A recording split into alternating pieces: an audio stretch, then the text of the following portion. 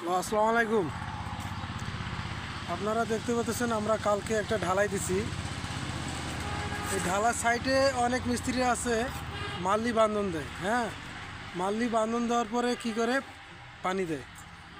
এখন পানি দেওয়ার উদ্দেশ্য হইতেছে যে আপনার ছাদ যদি, আপনার সিমেন্ট যেটা দেওয়া আছে সিমেন্ট যদি খুব সুন্দর থাকে, ভালো থাকে, শক্তিশালী স্ট্রং হয়, এই জন্যে মূলত মাল্লি বান্ধি পানি দেওয়ার নিয়ম। তা আমরা দেখতে পাচ্ছেন যে 5 ইঞ্চি একটা করে গাঁথনি করে দিতেছি। তার কারণ এখন রোদের দিন, খুব দ্রুত যদি আপনার পানিটা গরম না হয়, এই জন্য আর কি একটু উঁচু করে দিতেছি। আর ঠান্ডার সময় যদি আপনারা চিকন করে ঢালাই দিয়ে যদি আপনারা পানি দেন তাহলে সমস্যা নাই। যেহেতু গরম রোদ, এই জন্য একটু বেশি করে হাই করে একটু আমরা মালিটা দিতেছি, যাতে যদি পানিটা খুব দেরিতে গরম হয়। আর যারা যারা এরকম করে ছাদ দিতে চাচ্ছেন তারা অবশ্যই গরমের মধ্যে একটু মাল্লি উঁচা করে দেবেন।